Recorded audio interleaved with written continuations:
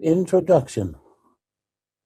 On February the 1st, 1887, the Lady Vane was lost by collision with a derelict when about the latitude 10 degrees south and longitude 107 degrees west. On January the 5th, 1888, that is 11 months and 4 days after my uncle, Edward Prendick, a private gentleman who certainly went aboard the Lady Vane at Callao and who had been considered drowned, was picked up in latitude 50 degrees 3 minutes south and longitude 101 degrees west in a small open boat of which the name was illegible, but which is supposed to have belonged to the missing schooner Ipecacuana. He gave such a strange account of himself that he was supposed demented. Subsequently, he alleged that his mind was a blank from the moment of his escape from the Lady Vane. His case was discussed among psychologists at the time as a curious instance of the lapse of memory consequent upon physical and mental stress. The following narrative was found among his papers by the undersigned, his nephew and heir, but unaccompanied by any definite request for publication. The only island known to exist in the region in which my uncle was picked up is Noble's Isle, a small volcanic islet and uninhabited. It was visited in 1891 by HMS Scorpion. A party of sailors then landed, but found nothing living thereon except certain curious white moths, some hogs and rabbits, and some rather peculiar rats. So that this narrative is without confirmation in its most essential particular. With that understood, there seems no harm in putting this strange story before the public in accordance, as I believe, with my uncle's intentions. There is at least this much in its behalf. My uncle passed out of human knowledge about latitude 50 degrees south and longitude 105 degrees east, and reappeared in the same part of the ocean after a space of 11 months. In some way he must have lived during the interval, and it seems that a schooner called the Ipecacuana, with a drunken captain, John Davies, did start from Africa with a puma and certain other animals aboard in January 1887, that the vessel was well known at several ports in the South Pacific, and that it finally disappeared from those seas with a considerable amount of copra aboard, sailing to its unknown fate from Bina in December 1887, a date that tallies entirely with my uncle's story. Charles Edward Prendick. The story written by Edward Prendick. Chapter 1. In the Dinghy of the Lady Vane. I do not propose to add anything to what has already been written concerning the loss of the Lady Vane. As everyone knows, she collided with a derelict when 10 days out from Callao. The longboat, with 7 of the crew, was picked up 18 days after by H.M. gunboat Myrtle, and the story of their terrible privations has become quite as well known as the far more horrible Medusa case. But I have to add to the published story of the Lady Vane another, possibly as horrible and far stranger. It has hitherto been supposed that the 4 men who were in the dinghy perished, but this is incorrect.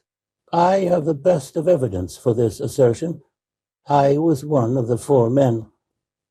But in the first place, I must state that there never were 4 men in the dinghy. The number was 3. Constans, who was seen by the captain to jump into the gig, luckily for us, and unluckily for himself, did not reach us. He came down out of the tangle of ropes under the stays of the smashed bowsprit. Some small rope caught his heel as he let go, and he hung for a moment head downward, and then fell and struck a block or spar floating in the water. We pulled towards him, but he never came up.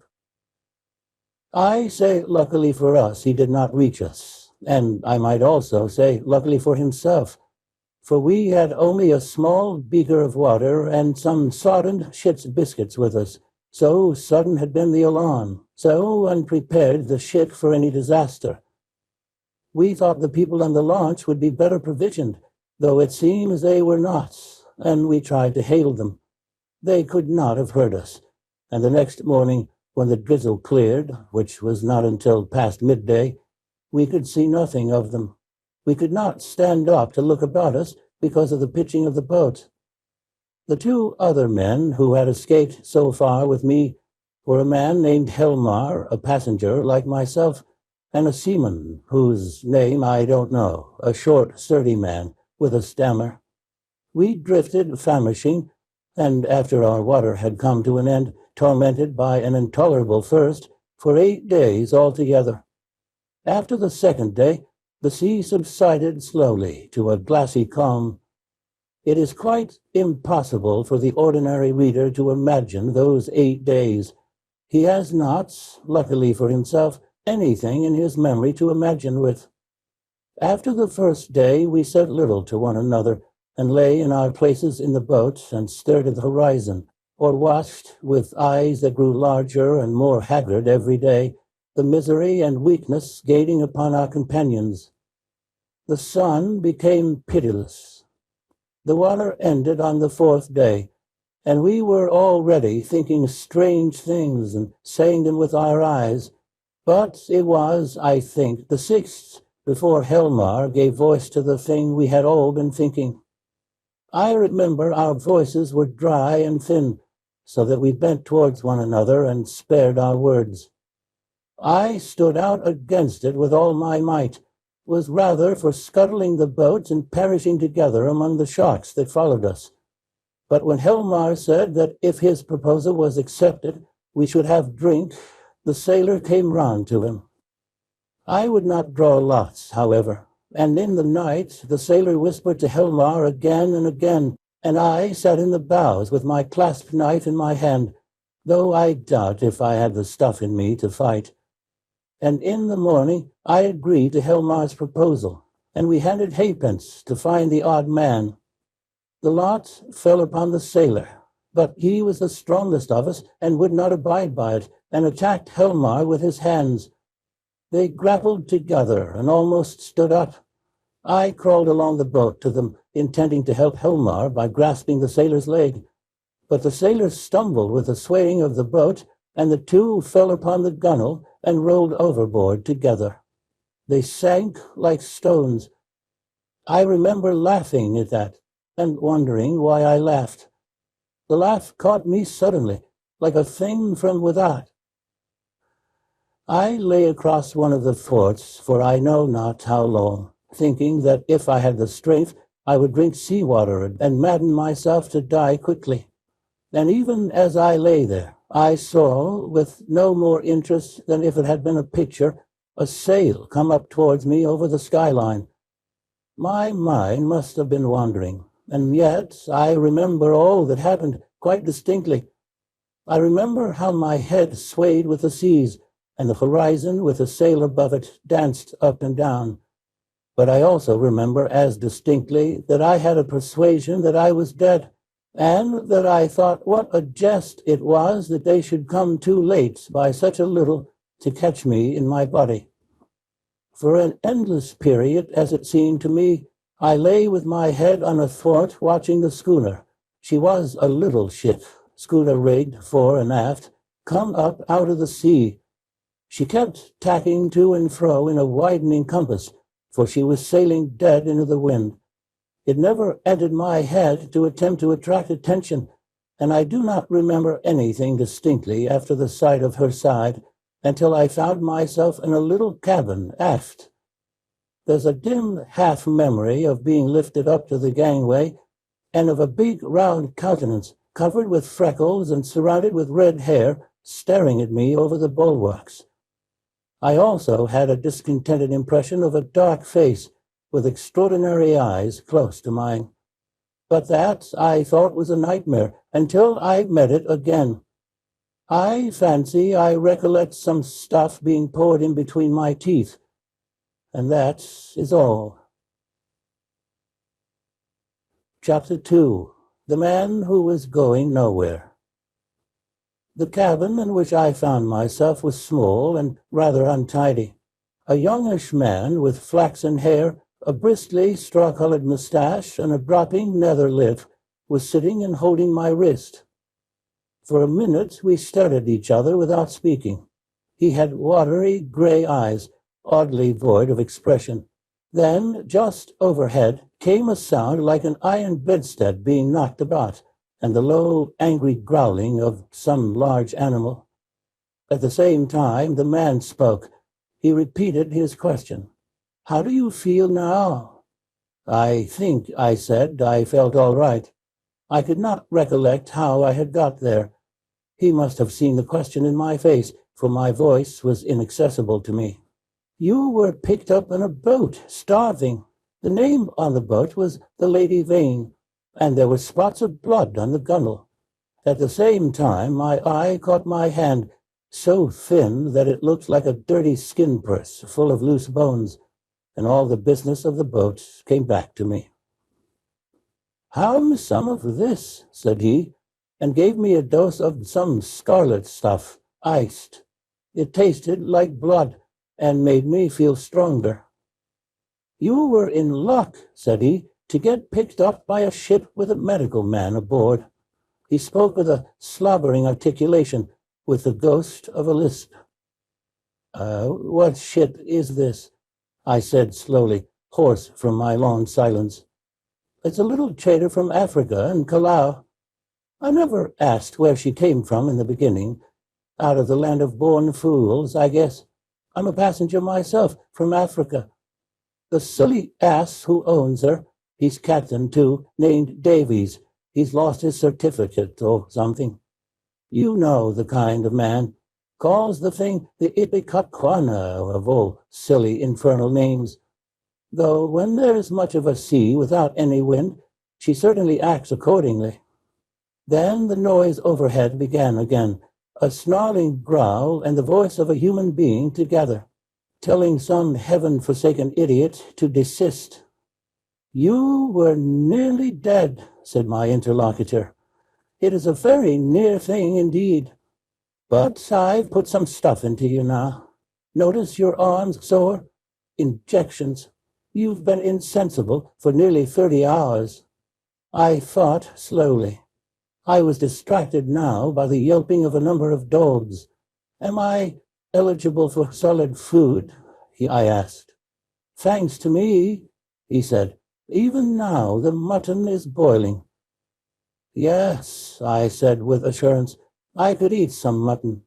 But," said he with a momentary hesitation, "you know, I'm dying to hear of how you came to be alone in that boat. Damn that howling!" I thought I detected a certain suspicion in his eyes. He suddenly left the cabin, and I heard him in violent controversy with someone who seemed to me to talk gibberish in response to him. The matter sounded as if it ended in blows, but in that I thought my ears were mistaken. Then he shouted at the dogs and returned to the cabin. "Well," said he in the doorway, "you were just beginning to tell me." I told him my name, Edward Brendo, and how I had taken to natural history as a relief from the dullness of my comfortable independence. He seemed interested in this. "I've done some science myself. I did my biology at University College, getting out the ovary of the earthworm and the radula of the snail and all that. Lord, it's 10 years ago. But go on. Tell me about the boat."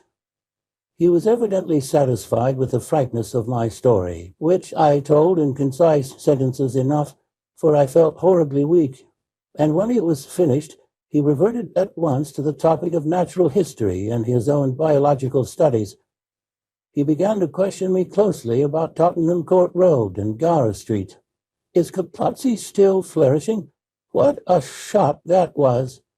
He had evidently been a very ordinary medical student and drifted incontinently to the topic of the music halls. He told me some anecdotes. "Left it all," he said, 10 years ago. How jolly it all used to be. But I made a young ass of myself, played myself out before I was 21. I dare say it's all different now. But I must look up that ass of a cook and see what he's done to your mutton." The growling overhead was renewed, so suddenly and with so much savage anger that it startled me. "What's that?" I called after him, but the door had closed. He came back again with the boiled mutton, and I was so excited by the appetizing smell of it that I forgot the noise of the beast that had troubled me. After a day of alternate sleep and feeding, I was so far recovered as to be able to get from my bunk to the scuttle and see the green seas trying to keep pace with us. I judged the schooner was running before the wind. Montgomery, that was the name of the flaxen-haired man, came in again as I stood there, and I asked him for some clothes. He lent me some duck things of his own, for those I had worn in the boats had been thrown overboard. They were rather loose for me, for he was large and long in his limbs. He told me casually that the captain was 3 parts drunk in his own cabin. As I assumed the clothes, I began asking him some questions about the destination of the ship. He said the ship was bound to Hawaii, but that it had to land him first. "Where?" said I. "It's an island where I live. So far as I know, it hasn't got a name." He stared at me with his nether lip dropping, and looked so wilfully stupid of a sudden that it came into my head that he desired to avoid my question. I had the discretion to ask no more. Chapter 3. The Strange Face. We left the cabin and found a man at the companion obstructing our way. He was standing on the ladder with his back to us, peering over the combing of the hatchway. He was, I could see, a misshapen man, short, broad, and clumsy, with a crooked back, a hairy neck, and a head sunk between his shoulders. He was dressed in dark blue serge, and had peculiarly thick, coarse black hair. I heard the unseen dogs growl furiously, and forthwith he ducked back, coming into contact with the hand I put out to fend him off from myself. He turned with animal swiftness. In some indefinable way, the black face thus flashed upon me shocked me profoundly. It was a singularly deformed one. The facial part projected, forming something dimly suggestive of a muzzle, and the huge half-open mouth showed as big white teeth as I had ever seen in a human mouth. His eyes were bloodshot at the edges, with scarcely a rim of white round the hazel pupils. There was a curious glow of excitement in his face. "Confound you," said Montgomery. "Why the devil don't you get out of the way?" The black-faced man started aside without a word. I went on up the companion, staring at him instinctively as I did so. Montgomery stayed at the foot for a moment. "You have no business here, you know," he said in a deliberate tone. "Your place is forward." The black-faced man cowered. "They won't have me forward." He spoke slowly, with a queer, hoarse quality in his voice. "Won't have you forward," said Montgomery in a menacing voice. "But I tell you to go." He was on the brink of saying something further, then looked up at me suddenly and followed me up the ladder. I had paused halfway through the hatchway, looking back, still astonished beyond measure at the grotesque ugliness of the black-faced creature. I had never beheld such a repulsive and extraordinary face before. And yet, if the contradiction is credible, I experienced at the same time an awed feeling that in some way I had already encountered exactly the features and gestures that now amazed me. Afterwards, it occurred to me that probably I had seen him as I was lifted aboard, and yet that scarcely satisfied my suspicion of a previous acquaintance. Yet how one could have set eyes on so singular a face and yet have forgotten the precise occasion passed my imagination. Montgomery's movements to follow me released my attention, and I turned and looked about me at the flush deck of the little schooner. I was already half prepared by the sounds I had heard for what I saw. Certainly, I never beheld a deck so dirty. It was littered with scraps of carrot, shreds of green stuff, and indescribable filth. Fastened by chains to the main mast were a number of grisly staghounds who now began leaping and barking at me. And by the mizzen A huge puma was cramped in a little iron cage far too small even to give it turning room. Farther under the starboard bulwark were some big hutches containing a number of rabbits, and a solitary llama was squeezed in a mere box of a cage forward. The dogs were muzzled by leather straps. The only human being on deck was a gaunt and silent sailor at the wheel. The patched and dirty specters were tense before the wind, and up aloft the little ship seemed carrying every sail she had. The sky was clear, the sun midway down the western sky. Long waves, capped by the breeze with froth, were running with us. We went past the steersman to the taffrail, saw the water come foaming under the stern, and the bubbles go dancing and vanishing in her wake. I turned and surveyed the unsavory length of the ship. "Is this an ocean menagerie?" said I. "Looks like it," said Montgomery. "What are these beasts for? Merchandise? Curios? Does the captain think he is going to sell them somewhere in the South Seas?" "It looks like it, doesn't it?" said Montgomery, and turned towards the wake again. Suddenly, we heard a yelp and a volley of furious blasphemy from the companion hatchway, and the deformed man with the black face came up hurriedly. He was immediately followed by a heavy red-haired man in a white cap. At the sight of the former, the staghounds, who had all tired of barking at me by this time, became furiously excited, howling and leaping against their chains. The black hesitated before them, and this gave the red-haired man time to come up with him and deliver a tremendous blow between the shoulder blades. The poor devil went down like a felled ox and rolled in the dirt among the furiously excited dogs. It was lucky for him that they were muzzled. The red-haired man gave a yelp of exultation and stood staggering, and, as it seemed to me, in serious danger of either going backwards down the companion hatchway or forwards upon his victim. So soon as the second man had appeared, Montgomery had started forward. "Steady on there," he cried in a tone of remonstrance. A couple of sailors appeared on the forecastle.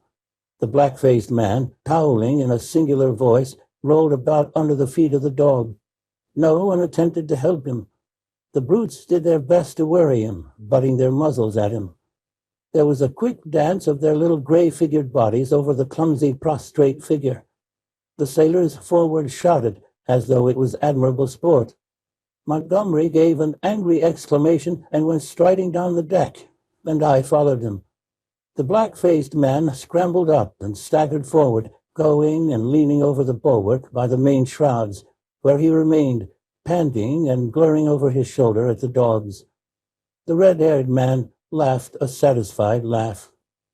"Look here, Captain," said Montgomery, with his lisp a little accentuated, gripping the elbows of the red-haired man. "This won't do." I stood behind Montgomery. The captain came half round and regarded him with the dull and solemn eyes of a drunken man. "What won't do?" he said, and added, after looking sleepily into Montgomery's face for a minute, "Blasted sawbones." With a sudden movement, he shook his arms free, and after two ineffectual attempts, stuck his freckled fists into his side pockets. "That man's a passenger," said Montgomery. "I'd advise you to keep your hands off him." "Go to hell," said the captain loudly. He suddenly turned and staggered towards the side. "Do what I like on my own ship," he said. I think Montgomery might have left him then, seeing the brute was drunk, but he only turned a shade paler and followed the captain to the bulwarks. "Look you here, Captain," he said. "That man of mine is not to be ill-treated. He has been hazed ever since he came aboard." For minutes, alcoholic fumes kept the captain speechless. "Blasted sawbones," was all he considered necessary. I could see that Montgomery had one of those slow, pertinacious tempers that will warm day after day to a white heat, and never again cool to forgiveness.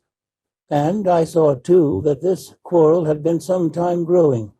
"The man's drunk," said I, perhaps officiously. "You'll do no good." Montgomery gave an ugly twist to his dropping lip. "He's always drunk. Do you think that excuses his assaulting his passengers? My ship, began the captain, waving his hand unsteadily towards the cages, was a clean ship. Look at it now. It was certainly anything but clean. Crew, continued the captain, clean, respectable crew. You agreed to take the beasts. I wish I never set eyes on your infernal island. What the devil want beasts for on an island like that? Then, that man of yours, understood he was a man. He's a lunatic, and he hadn't no business aft. Do you think the whole damned ship belongs to you? Your sailors began to haze the poor devil as soon as he came aboard. That's just what he is. He's a devil, an ugly devil. My men can't stand him. I can't stand him. None of us can't stand him, nor you either. Montgomery turned away. You leave that man alone anyhow, he said, nodding his head as he spoke. But the captain meant to quarrel now. He raised his voice. If he comes this end of the ship again, I'll cut his insides out, I tell you. Cut out his blasted insides. Who are you to tell me what I'm to do? I tell you I'm captain of this ship, captain and owner. I'm the law here, I tell you, the law and the prophets. I bargained to take a man and his attendant to and from Africa and bring back some animals. I never bargained to carry a mad devil and a silly sawbones, well, never mind what he called Montgomery. I saw the latter take a step forward and interposed. He's drunk, said I. The captain began some abuse even fouler than the last. Shut up, I said, turning on him sharply, for I had seen danger in Montgomery's white face. With that, I brought the downpour on myself. However, I was glad to avert what was uncommonly near a scuffle, even at the price of the captain's drunken ill will. I do not think I have ever heard quite so much vile language come in a continuous stream from any man's lips before, though I have frequented eccentric company enough. I found some of it hard to endure, though I am a mild-tempered man. But certainly, when I told the captain to shut up, I had forgotten that I was merely a bit of human flotsam, cut off from my resources, and with my fare unpaid. A mere casual dependent on the bounty or speculative enterprise of the ship. He reminded me of it with considerable vigor, but at any rate, I prevented a fight.